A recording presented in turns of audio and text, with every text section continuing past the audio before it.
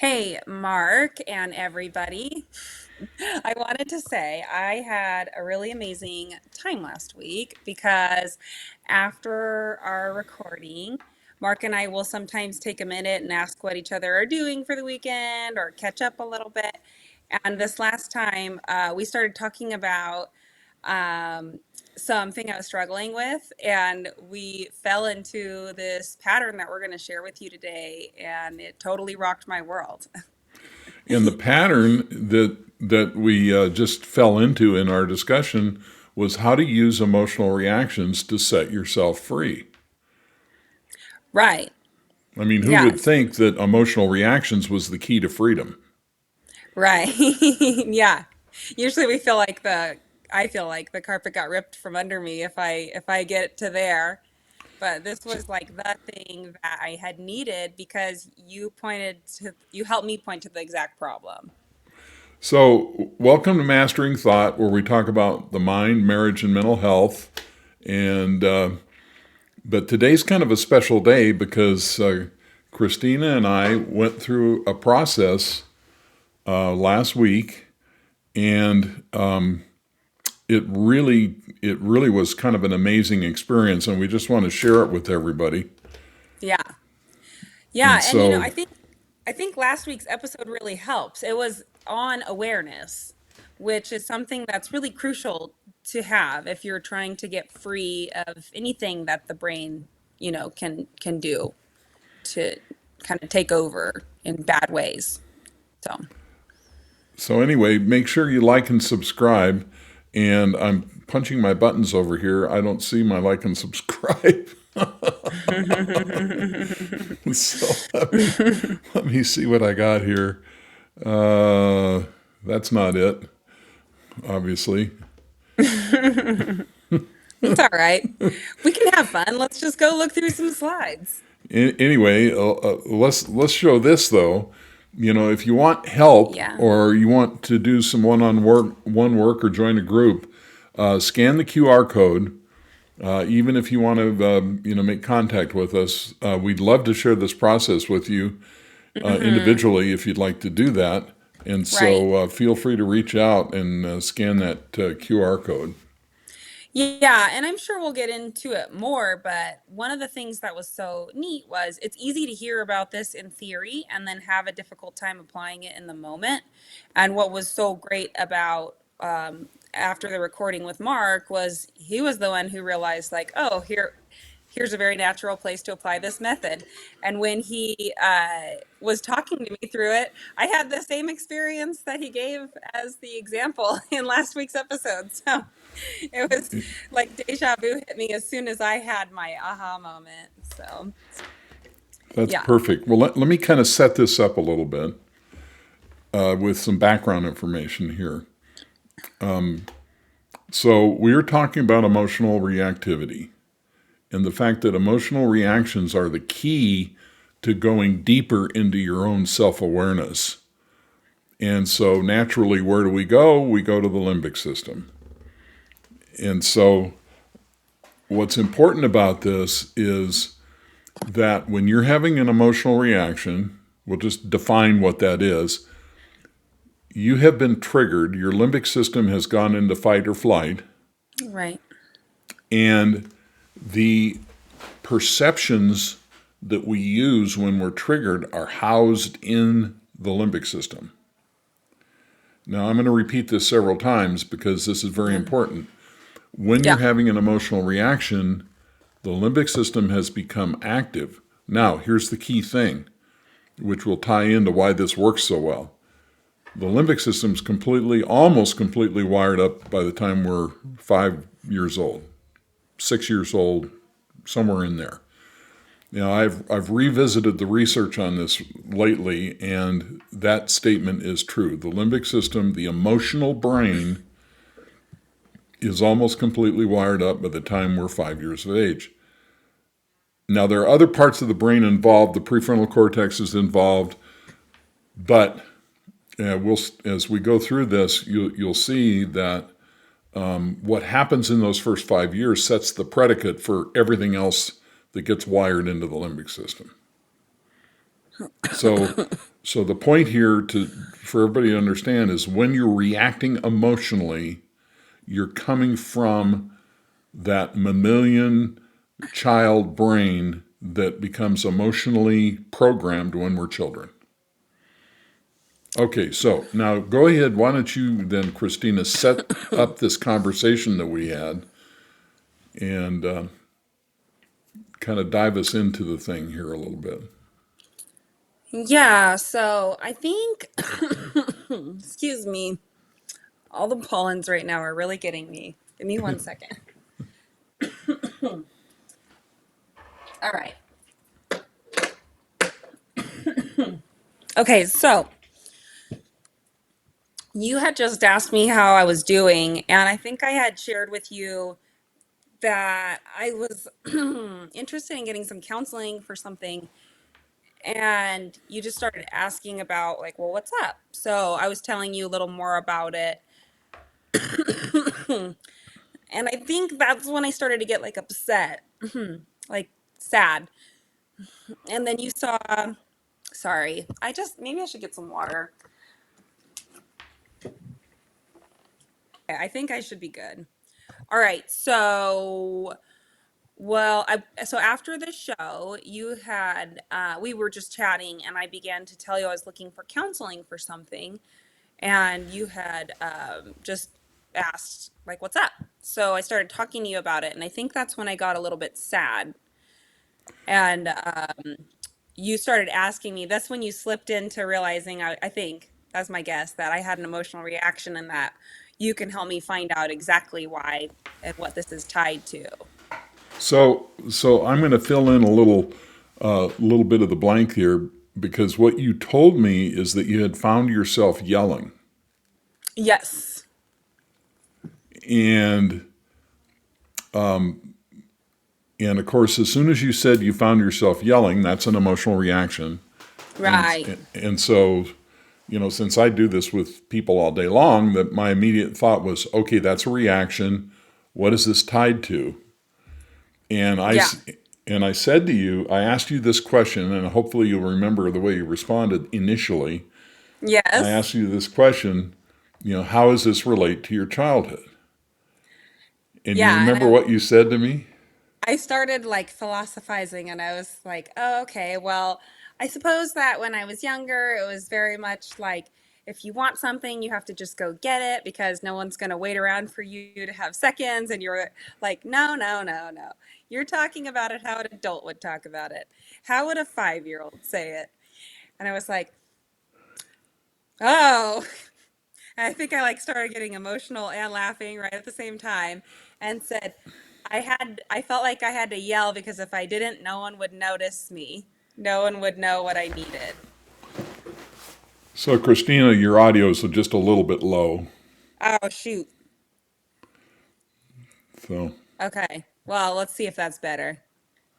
so Is it? anyway, so let me just recap what happened so far. So, you were talking to me about this interaction you were having, and you found yourself yelling. Yeah. And I immediately thought, okay, this is linked to the limbic system, to early childhood learning. And so I asked you, how is this related to your childhood? And what you did, I thought was fascinating. You did what everybody I've ever asked that question did. Now, what you said was accurate. Everything you said was accurate, but what you did was rationalize. Okay. In other words, your logical mind went in and you used your knowledge to explain your behavior. Uh-huh. Now, this is really important that people understand what we're talking about here. And everything you said was correct. Huh. Which was fine, but it didn't take you to where you needed to go, did it? No. No. And so then I asked you, I said, what you're doing is philosophizing now. Yeah. I said, think like a 5-year-old. And you immediately went there. You went Yeah. right where the problem was. Mm-hmm. Yeah. And do you want to share the vision you had in the instant that that happened? Oh, shoot. You remember it better than me, maybe because I was so swept up emotionally in the moment or thrilled at the breakthrough. So you immediately became the youngest in the family, and you had to learn how to raise your voice in order for anybody to pay attention to you. Do you remember that? Ye- yeah, I guess that's why I brought up the dinner thing was like I had this vision of like if you're gonna eat enough, you better eat really fast so that you could get Right. there before it's gone or whatever. It was very, yeah, very So much like if you want something, you better go get it. Yeah. now the other thing you said was very common in my experience. What happened as soon as you put yourself back into that role, the pain of being in that position in the family immediately came up, and you started to cry and you started to laugh at the same time. Mm-hmm. Why were you crying and laughing at the same time? Because that was very interesting. Yeah, I think the crying was for like acknowledging the pain is there, it did happen, it is real, it was real. I think the laughing was because, oh, that's what was so rough that I couldn't identify. Right, And now I maybe have a way to get out of feeling this way. So it's right. just relief. So, yes, right. And so, this is my experience that when I ask people to think like a 5 year old, almost immediately they become that 5 year old and they see what happened to them. Mm-hmm. Now, what's happening is they're re experiencing that at the gut Yeah, level, right. at the level of the limbic system where the pain is, but their adult brain is observing all this at the same time, and they can see how ridiculous the whole thing is. Right. Because what's happening is what we tend to do is we take that early childhood learning and we use it in our current circumstance, and when we see that it doesn't fit, it's really kind of funny. Mm-hmm. Right. So here you are, 30, 40 years later, screaming at the top of your lungs because in your mind, you're the little girl, you're the youngest of five, and you've got Yeah. to assert yourself. I'm the mother of the household and I still think I'm the 5-year-old. Yeah. Exactly. Yeah. And then now, so my next question is, as a result of that huge insight, how did that change your interactions going forward? Well, I think it definitely gave me a fresh take and um, sense of patience with the issues that I was having. And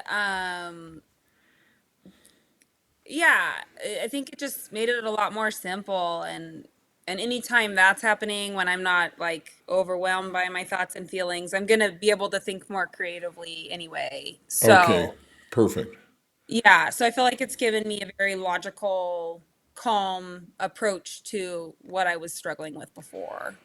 But there was something else you told me that I thought was fascinating, and that was this person you were communicating to finally understood what you were trying to say. Oh, that was the biggest thing. Yeah, for like 8 weeks, I had been having a hard time making this connection with my husband about something we were talking about. And then it was like I had the ability to, I thought I had explained it in the simplest of terms, and it made me have to go back even one more step and explain it even more simply. And then that's when he goes, oh, that's what you've been trying to say? Like, okay.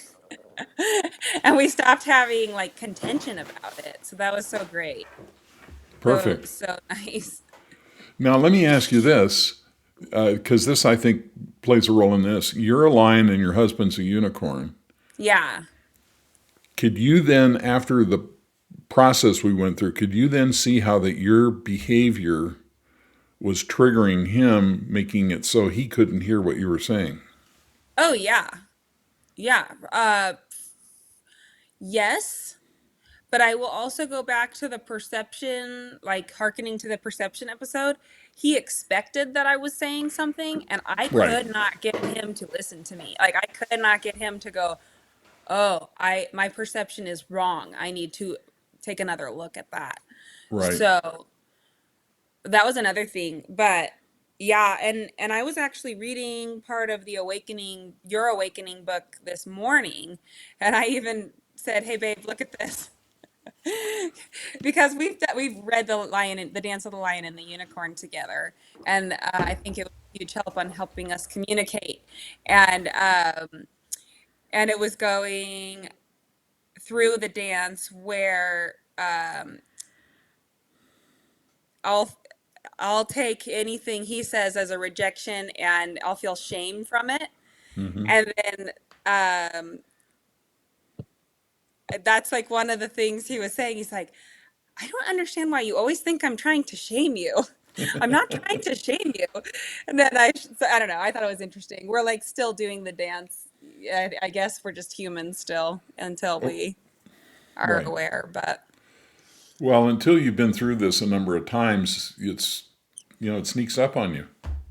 hmm yeah, So now let me take that. Now let me ask one other question, and this is sure. very important.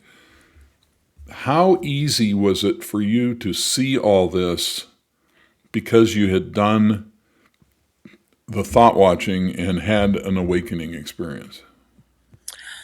I mean, yeah, totally. It helps immensely. If you can't be aware, you're limited on how much will just click. I think. Uh huh. That's Is my that fair? experience. Yeah. Okay. But I will say that just because I had an awakening before, it does not mean that it was like a cakewalk for me to Right. realize I had to use your process until you Okay. started asking me the questions, and I was like, "Oh, I do have knowledge about this." Like, "Oh, Right. okay." Yeah. So the point is that because you had already experienced an awakening and you knew you weren't the voice in your head, Right. when you had the opportunity to look and see, you could see it quite easily. Right. Yeah. It wasn't like a 2 year struggle in therapy or something to understand. Yeah. Right. That and I think along with the awakening too, like there's a Buddhist principle that you is also, I think, part of your awareness sequence, which is like we're born thinking we're broken or bad somehow. Oh, And it's this trance that we're all drunk, believing that there's something either innately wrong in us or around us. And that the awakening and realizing the voice is not your in like the voice in your head is not you. I think together that is like what breaks the trance. The awakening you're talking about is that like I have a new way to look at things that I never could have before being aware. right. Yeah. So I want to kind of go through this to lead people who are listening to this through the process that they can do themselves. hmm Is that all right? Yeah. So remember, this all comes from the limbic system, which is fight or flight, anger, fear. It's the part of the brain we share with other animals, so it's all about survival. And all emotions come from the limbic system. hmm And it's completely wired up, or pretty much completely wired up by the time you're 5 years of age. hmm So now let me make a comment. I said I would get back to this idea. So let's say you're a lion and your relationship with your father or whoever, teaches you that you're being rejected. Whether that's true or not, we believe it. We create this pattern in our heads of perception that we're being Yeah. rejected. Yeah. Okay, now is there any more emotional learning that takes place after those formative years? And the answer is yes, but it's a layer on top of what was already there. So what that means is that let's say you have experiences when you're 12 or 13 years old, that's also going to be filtered through that lens, that distorted lens of rejection. Mm. You're not And you're that's not going still part of the monkey brain. It's just now a that's new right. outer It's layer. it's being integrated into the limbic system, into the emotional learning, Mm. the filter that it's going through is what's already there. Okay. So if your perception is, your struggle is going to be, trying to get accepted and feeling rejected, then whatever happens when you're a teenager is going to, you know, just reinforce that. You're not going to Okay. suddenly take a turn to the left and become, a completely different person. That's not going to happen. Yeah. So anyway, so now reactions come from the perception of a 5-year-old. So whenever you react emotionally, you literally become a 5-year-old. Not Right. because you're an idiot, but because the limbic system is a 5-year-old. And it just basically steps in and takes over your perception. And that's where those reactions come from. Yeah. Now, it doesn't mean the reactions are bad, but it does mean that when you react emotionally and you let the 5-year-old brain take over, you relinquish your own self-awareness Right. and you give away Right. your power. It's so, to me, it's a little bit spooky how easy it is to step into letting the limbic system take over and not realize it. Yeah, we human That, beings are not in good shape. I mean, we've got this whole built-in thing that sabotages our lives. right. It's like I'm preconditioned to sabotage. Right. So Yeah, it's not good. what happens then is when we're emotionally reactive, we're basically reliving and reenacting whatever happened then when we were children. Right. And of Which course, is go ahead. which is why it can be confusing then when someone goes, "Why are you acting this way?" And you're like, "I feel like I have a great reason, but I just can't recall what it is at all right now." Or hundreds of times people have said I act like a 5-year-old. Well, you act like a Right. 5-year-old because that brain is taken over. Right. Yeah. So here's what people can do.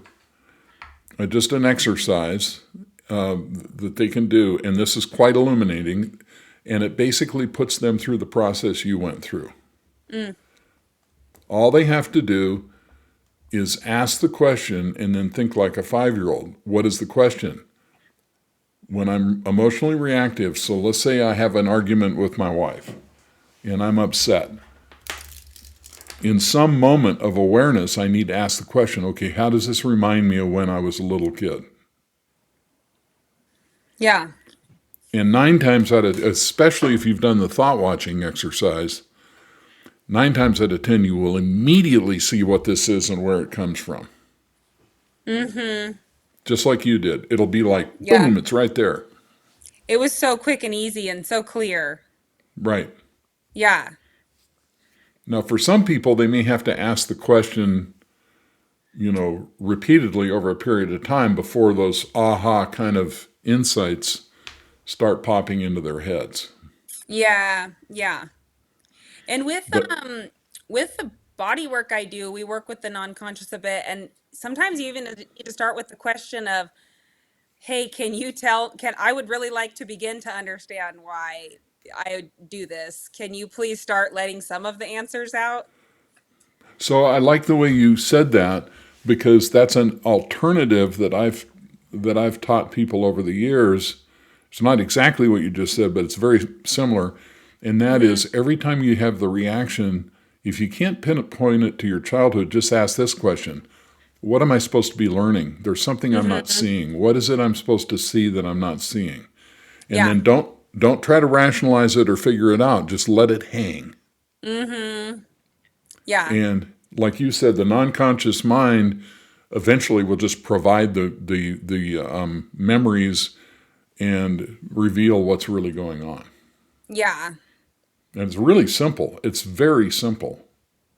Well, I think one of the reasons I like talking directly to the non-conscious is it makes it easier for me to just sit and wait for the answer. It's like I'm asking you to hand me a glass of water. I'm not going to then go look around the house for a glass of water while you're bringing me water. I'm going to stay right where I was. Just Right, relax and wait right. for you to bring me the water. So, Yeah, I tell people ask the question, but don't try to answer it. Don't try to figure it out. yeah. How does this remind me of my mother? And then just let it go. Mm-hmm. And then boom, the answer will be there. 3 days later, you'll be in the shower and all of a sudden it'll be like, oh my God, I know exactly what this is. Yeah. And I see it happen all the time. Yeah. So the key to setting yourself free are the emotional reactions, because once you have become self-aware and you know you're not the voice in your head, then the next step is to use the emotional reactions to trace back where all this stuff really comes from. And in every single case that I've experienced working with people, when they discover the answer, they laugh and they cry at the same time. Mm-hmm. Mm-hmm. It's really a weird experience. Mm-hmm. It happens a lot in body work too, though. Like sometimes I will be releasing some tension in someone's body. I do a nervous system work for those that don't know.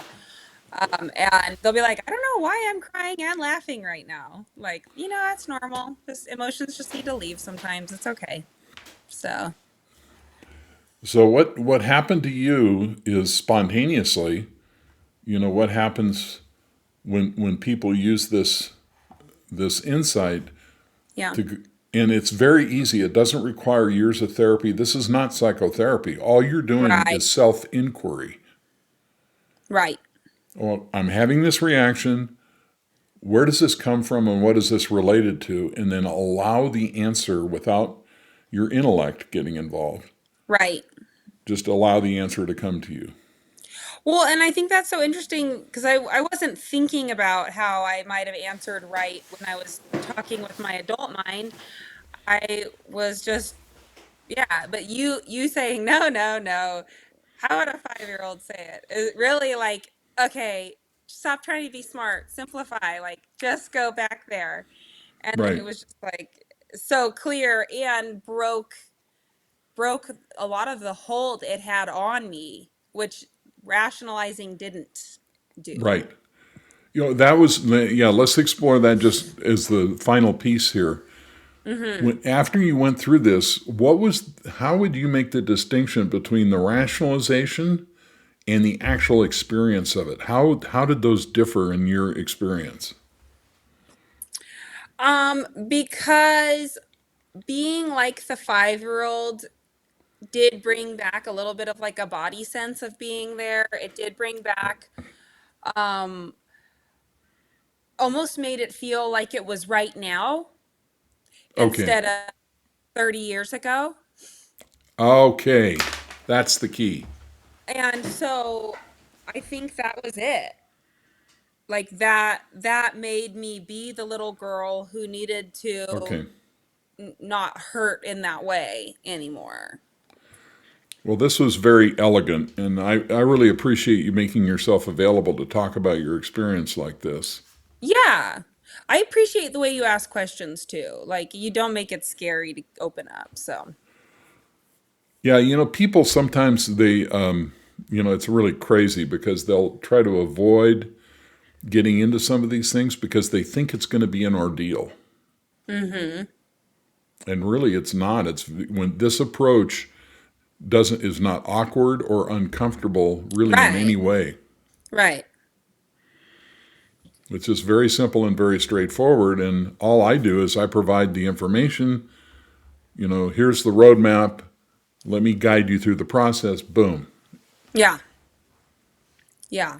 And you see the windows that were hard for me to see being less experienced with this. So, And see, I don't even have to know what the experience was. I just need to guide you to answer the question. Okay, think like a 5-year-old. Where is this coming from? And then boom, it's just right there. And the key thing is it altered the way you interacted from that moment on. yeah. Right. Huge, huge difference. Great. Yeah. Cut a lot of tension. Super. Yeah. So you want to invite people to like and subscribe to help us support this work? Yeah. if you liked what you saw today, go ahead and give us a like, give us a subscribe. Please let us know what you think in the comments, or if you have any questions. We love answering that. Maybe there's someone that you're journeying with that you want to share this video with. Take a second to share it with them. And then, Mark, will you put that QR code back up? And then if you feel like you like the information, you're not really sure where to go with it in your own personal application, scan this QR code. You're going to fill out a form that's going to let us know how you want more support, and we can help you out. Or, maybe you send that form to a friend too. So, let us know, because we love this stuff and we want to see you have success story after success story too. And you also mentioned that you and your husband were reading my books, and I appreciate that. Yes. Yes. They're available on Amazon. Yeah. And We go read The ahead. Dance of the Lion and the Unicorn first, and that helped us to sort out a lot of our miscommunication issues. It also helped us to really understand what one another needed. And so not only could we not be offended by them not needing what we need, but we also know how to show up for them and be good to them in a deeper way. And And then, the links to these books are in the description below. okay, awesome. And I know you just recorded that one on as an Audible too. You had Yeah, a guy do the recording for that. right. The Dance of the Lion and the Unicorn is an Audible. If you look it up, if you look up the books on Amazon, I believe when you go to the Dance of the Lion and the Unicorn, it pops up and says the Audible book is available, so you can just link right Mhm. to it from there. I think sometimes too on Audible, what will it do the thing where if they bought one of the books, then the ebook's just a couple more dollars, like I, yeah, they do. the audio. Yeah, my Yeah, books so that are might be nice available. too. My books are physical books, and they're also Kindle books. Yeah. And then the one is an audio book. I'm thinking about starting another one. Getting the process going to probably do Awakening because it is in a I was sense gonna a ask you. sequel. Yeah, right. Well, it's kind of interesting, the way you've described it before. I feel like Awakening is the baby of Mastering Thought and Dance of the Lion and the Unicorn. This is our baby. But Okay. cool. Well, yeah, please let us know if you have any questions in the comments, and if you have an idea for an episode that you'd like. We're always curious. All right, Kristina. Thanks so much for sharing today. Thank you, Mark. Thanks for asking great questions. All righty. See you next time. All right, sayonara. Bye bye.